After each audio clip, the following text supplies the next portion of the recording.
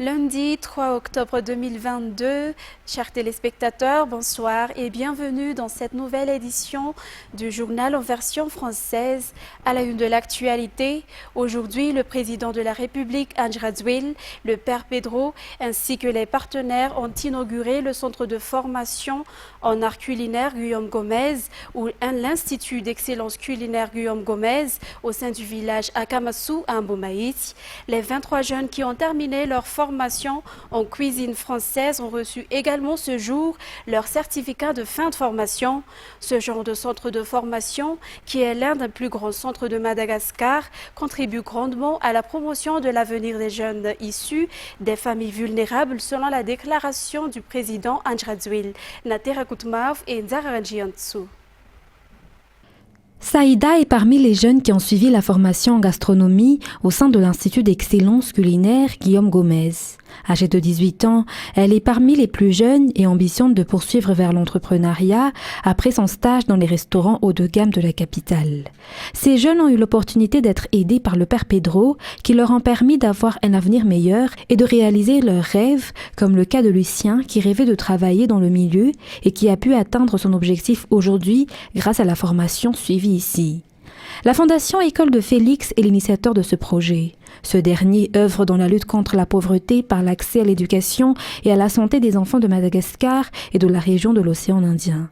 Outre les initiatives structurantes au service des enfants de Madagascar, comme la construction d'écoles publiques primaires et un institut de formation professionnelle aux arts culinaires à Incarn, la Fondation École de Félix a bâti cet institut d'excellence culinaire Guillaume Gomez en 2021, ici dans l'enceinte de la Kamassou, qui forme les jeunes dans le milieu de la gastronomie.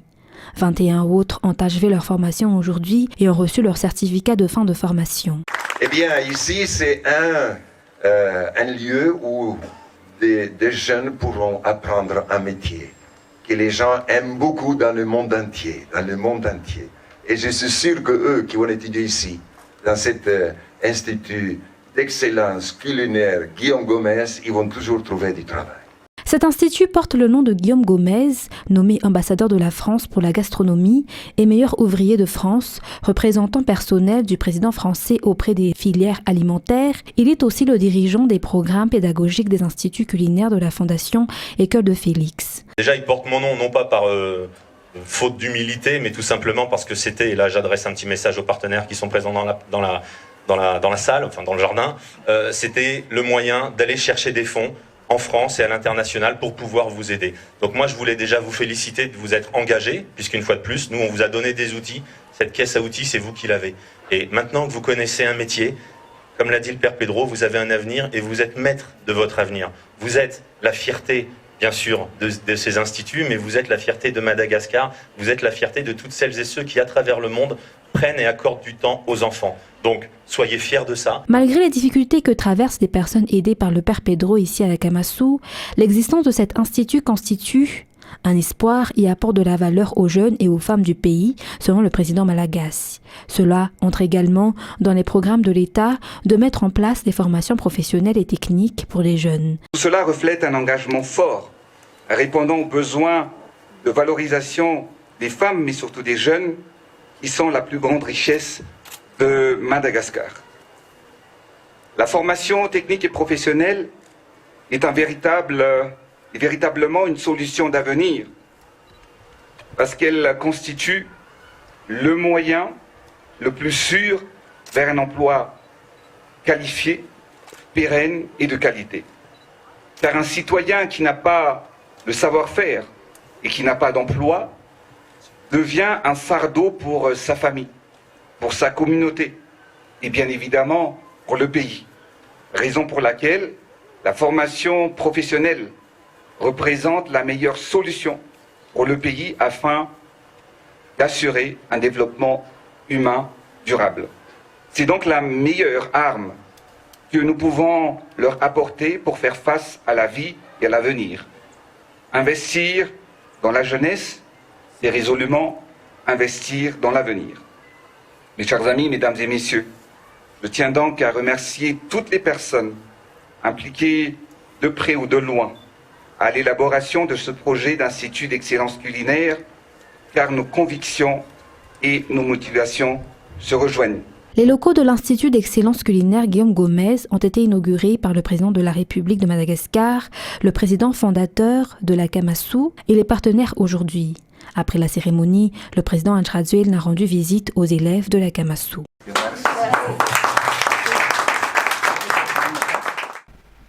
En éducation, l'année scolaire 2022-2023 dans le domaine de la formation professionnelle a débuté officiellement aujourd'hui au lycée technique professionnel d'Apasapitu. La ministre Vavtsara Antanirina Gabriela a exhorté les enseignants ainsi que les élèves à faire des efforts afin d'améliorer les résultats des examens officiels. Felana Rakutwar Soul et Djeradji Amaro. La ministre de l'Enseignement technique et de la formation professionnelle, Antanirina Gabriela, a déclaré ce jour, lors de l'ouverture officielle de l'année scolaire 2022-2023, que tous les acteurs œuvrant dans ce domaine doivent faire des efforts pour obtenir des bons résultats par rapport aux années précédentes. Elle a exhorté tout un chacun à travailler dans les normes et la qualité, loin de la corruption. Tout cela afin de répondre aux besoins individuels et de renforcer le savoir-faire. Ces efforts contribueront dans la réalisation du VELRAN numéro 4 du président de la République, éducation et formation pour tous, et aussi le VELRAN numéro 6 qui vise à fournir un emploi décent à tous selon la ministre Vavtsara Gabriela Antanirina. Pour marquer l'ouverture de la nouvelle année scolaire, la ministre et son équipe ont distribué des fournitures scolaires pour les meilleurs élèves du lycée technique Apasapitu pour les encourager. Le ministre a également visité les laboratoires pour y voir les machines que les élèves utilisent pour les applications. Toujours dans ce concept, la qualité de l'éducation à Madagascar se détériore actuellement, se désole le président du SYMPAMA ou syndicat des enseignants à Madagascar, Rar Claude ce jour. La raison étant le manque de formation des enseignants, notamment les enseignants femmes qui sont nombreux. Par ailleurs, les enseignants devraient être des personnes expérimentées, a-t-il poursuivi. L'on célébrera ce mercredi 5 octobre la Journée internationale des enseignants. Le SYMPAMA appelle ainsi chaque enseignant à y participer. Le thème de cette année est la transformation de l'éducation commence avec les enseignants. Toujours selon le président du SYMPAMA, ce sera une occasion pour le ministre de l'Éducation de faire un compte-rendu de son récent voyage à New York et une occasion de discuter des stratégies à mettre en place pour améliorer le domaine de l'éducation à Madagascar. Et dans un autre sujet, un terrain dominé d'une superficie de 4 hectares, Sisaïvato a été choisi pour y construire un terrain Manarapench. De son côté, l'association des militaires retraités propose l'utilisation d'un autre terrain, vu qu'ils ont mis en valeur les lieux depuis déjà plusieurs années. La commune d'Ivat, pour sa part, déclare que ce terrain est destiné à la construction d'infrastructures publiques. Fadjesena Mireille et Yves Janel. Ce terrain d'environ 4 hectares a été choisi pour la construction d'un terrain Manarapench dans la commune d'Ivato Aéroport, une infrastructure sportive qui pourra contenir jusqu'à 8000 personnes. L'association des militaires retraités, déclarant avoir mis en valeur ce terrain depuis 1984, propose un autre endroit qui se trouve être un terrain de l'ADEMA. Selon le secrétaire général auprès de la commune d'Ivato, Rivra PRV, certains de ces militaires retraités ont vendu une partie de ce terrain et ont déjà reçu un acompte alors qu'ils ne possèdent entre leurs mains qu'une lettre du Fuktan disant qu'ils ont mis en valeur les lieux. Ce responsable au sein de la commune affirme que ce terrain sera utilisé pour la construction d'infrastructures publiques. Et puis, une baleine qui pèse aux environs de 10 tonnes a été retrouvée morte sur la plage de Bifef, Kifuktan et Dimaka, Bounusbé, hier matin. La cause de sa mort n'est pas encore déterminée, mais des témoins oculaires estiment qu'elle était peut-être déjà morte en mer avant d'être apportée sur la plage par la houle. Reportage. Actuellement, c'est la période de passage des baleines aux alentours de l'île de Nouspé. Et c'est l'une des raisons qui attire les touristes à venir dans cet endroit paradisiaque de Madagascar.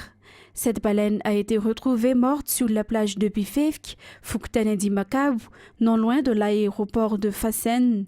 Elle mesure environ 14 mètres de long et pèse entre 10 à 15 tonnes.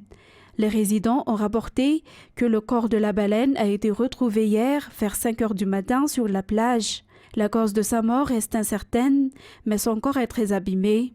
Apparemment, la baleine était déjà morte en mer selon le témoignage d'un habitant. Ce n'est pas la première fois que des baleines mortes se retrouvent échouées sur la plage à Anus Bay. Au cours des 12 dernières années, le corps de 3 baleines y ont été découverts l'année 2010 à Mbatlok, en 2020 à Maatins et le 3e hier à Ndimakab. L'armée avertit les résidents du quartier à ne pas consommer la viande de cette baleine, étant donné qu'elles sont déjà mauvaises et peut donc nuire à la santé. Et concernant les actualités sportives, pour espérer le succès des Baréas lors du Tchan ou Championnat d'Afrique des Nations qui se tiendra en Algérie en janvier 2023, ils doivent se préparer dès maintenant. Les équipes dans le même groupe que Madagascar sont des équipes renommées dans le football africain. Toutefois, le Tchan diffère énormément de la CAN. Ainsi, il est possible d'avoir de bons résultats selon l'entraîneur des Baréas Tchan. Dans ce reportage, on va suivre le calendrier des matchs des Baréas lors du Tchan 2022 qui va débuter le mois de janvier 2023 à Nzararatonarville. Suite au tirage au sort de la phase de poule qui a été fait samedi dernier, les Baréas de Madagascar seront dans le même groupe que des pays renommés dans le football africain lors des éliminatoires du Tchan ou Championnat d'Afrique des Nations le mois de janvier 2023 en Algérie. C'est une compétition réservée uniquement aux joueurs locaux, donc sans expatriés. Madagascar fait partie des 18 équipes nationales qui participent et est dans le groupe C avec le Maroc, le Ghana et le Soudan. Les 2 premiers du groupe seront qualifiés pour les quarts de finale. Pour l'entraîneur des Baréas Tchan, Maître Roro, le Maroc et le Ghana sont des pays et des équipes très réputés. Néanmoins, il ne faut pas négliger le Soudan qui a été par 2 fois classé 3e. Et Madagascar, qui est un nouveau venu, dans la compétition devra travailler dur, faire une bonne préparation et des rassemblements afin d'avoir des bons résultats. Concernant le calendrier des Baréas pour le Tchan 2022, qui se tiendra en Algérie du 13 janvier au 4 février prochain, le premier match Madagascar contre le Ghana aura lieu le 15 janvier 2023 à 20h, heure de Madagascar. Le deuxième match sera contre le Maroc le 19 janvier 2023 à 17h et le 23 janvier 2023, Madagascar rencontrera le Soudan à 20h. Ces matchs vont se dérouler dans le stade de Constantine qui peut accueillir jusqu'à 40 000 spectateurs. Et puis, les Égyptiens ont complètement dominé la première étape de la compétition World Tennis Tour Junior qui se déroule actuellement à Madagascar. Cependant, les joueurs malgaches ont fait du progrès car ils ont réussi à faire face à des meilleurs joueurs des 6 autres pays qui y participent. Cette compétition qui entre actuellement dans la deuxième étape et se terminera le 8 octobre prochain. Liv Anjia Mananzar.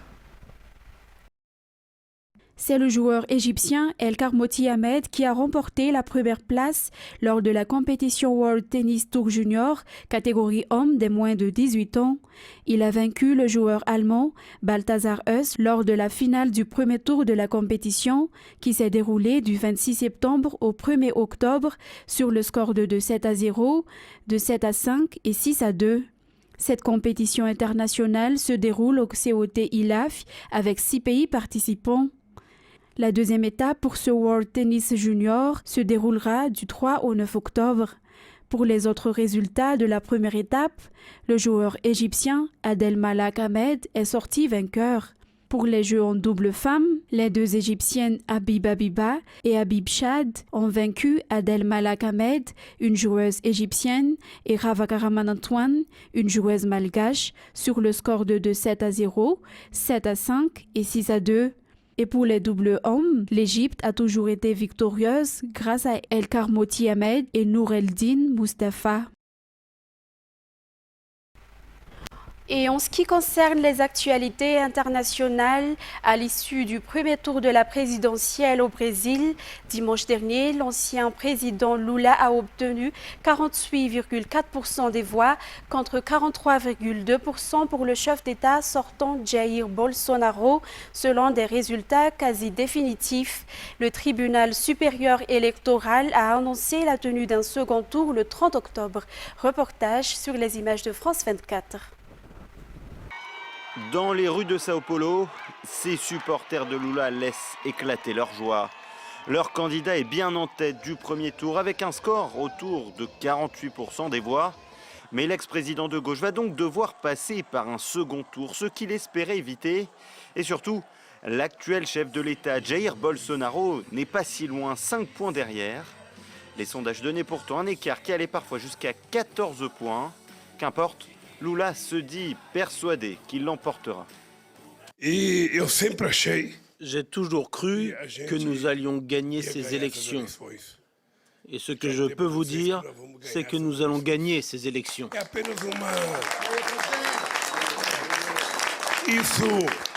C'est juste un délai supplémentaire pour nous. Le report des voix, notamment celle du candidat de centre-gauche, Ciro Gomes, semble favorable à Lula. Mais dans le camp de Jair Bolsonaro, l'espoir reste total. Le score bien plus élevé que prévu du président brésilien a galvanisé ses supporters. Le président brésilien y croit plus que jamais et n'a pas manqué de tacler les instituts de sondage. Nous avons vaincu les mensonges des sondages. Nous allons de l'avant. Tout est remis à égalité maintenant. Nous allons encore mieux montrer ce que l'on peut faire pour le peuple brésilien. Je pense que nous formerons une bonne alliance pour gagner les élections. L'affrontement entre les deux hommes s'annonce plus que tendu durant les 4 prochaines semaines, avant un second tour prévu le 30 octobre prochain. Et puis à Burkina Faso, le lieutenant-colonel Damiba, destitué par le capitaine Ibrahim Traoré, mais qui refusait d'abdiquer, a finalement accepté de démissionner dimanche, ont annoncé des chefs religieux et communautaires afin d'éviter des affrontements, ont-ils précisé, 2 jours après le coup d'État. France 24. C'est le nouvel homme fort du pays. Le capitaine Ibrahim Traoré, 34 ans, tient désormais les rênes du Burkina Faso. Après un bain de foule dans les rues de Ouagadougou dimanche, il a réuni les secrétaires généraux de tous les ministères pour donner de premières directives dont les priorités ne sont pas des plus claires. Je ne pourrais même pas citer tel point où il faut être rapide. C'est tous les points. Au Burkina, tout est urgent. De la sécurité à la défense, à la santé, à l'action sociale, à l'infrastructure, tout est urgent. On va devoir aller vite. Après avoir refusé de céder le pouvoir, le lieutenant-colonel Damiba aurait finalement accepté de démissionner. L'ancien chef de la junte avait pris le pouvoir par la force en janvier dernier. Il ne s'est toujours pas exprimé publiquement. Ce sont des médiateurs religieux et communautaires qui ont annoncé son départ. Il se trouverait au Togo voisin selon des sources diplomatiques. Les auteurs du nouveau coup d'État appellent désormais au calme. Nous vous invitons donc à vaquer librement à vos occupations et à vous départir de tout acte de violence et de vandalisme qui pourrait entacher les efforts consentis depuis la nuit du 30 septembre 2022, notamment ceux qui pourraient être perpétrés contre l'ambassade de la France. Une ambassade de France, théâtre de vives tensions pendant le week-end. Des gaz lacrymogènes ont été tirés depuis la représentation diplomatique en réponse à des manifestants hostiles. Des rumeurs diffusées à la télévision nationale et sur les réseaux sociaux accusaient la France de protéger le lieutenant-colonel Damiba. Accusation rapidement démentie par l'intéressé, par Paris et par les nouveaux maîtres du pays. Après avoir haussé le ton, la CEDEAO salue désormais le règlement pacifique de la situation et dépêche une délégation sur place ce lundi. Et pour terminer ce journal, en Iran, les forces de sécurité ont affronté dimanche 2 octobre les étudiants d'une des principales universités de Téhéran. À cause des heurts, les cours présentiels ont été suspendus à partir d'aujourd'hui. Le mouvement de protestation déclenché par la mort de Mahsa Amini, une jeune femme de 22 ans, arrêtée par les polices des mœurs, est dans sa 3e semaine. Reportage sur les images de France 24. Sur ces images tournées à Téhéran dimanche, les forces anti-émeutes se dirigent vers l'université de Sharif où des étudiants manifestent contre le gouvernement. Sur cette moto, une personne arrêtée par la police, les mains attachées dans le dos. Un policier vise l'auteur de la vidéo et tire avec ce qui semble être un paintball. Sur cet autre extrait, aux abords de l'université, on peut entendre des cris mêlés aux tirs de la police. Les forces de sécurité bloquent le campus et encerclent les étudiants qui tentent de fuir. Le même jour, une autre manifestation a été réprimée devant l'université d'Ispahan dans le centre du pays. On aperçoit des étudiants iraniens forcer le portail et tenter de fuir les gaz lacrymogènes. Plus tôt, le président du Parlement iranien avait exhorté les forces de l'ordre à traiter sévèrement les personnes qui, selon lui, mettent en danger la sécurité publique. Depuis la mort de Mahsa Amini le 17 septembre dernier, les manifestations contre le gouvernement perdurent et la répression se durcit. Au total, 92 morts selon une ONG et au moins 1 millier de personnes ont été arrêtées par la police. Mesdames et messieurs, voilà que prend fin cette édition. Je vous remercie de l'avoir suivi jusqu'à la fin. Excellente semaine et au revoir à tous.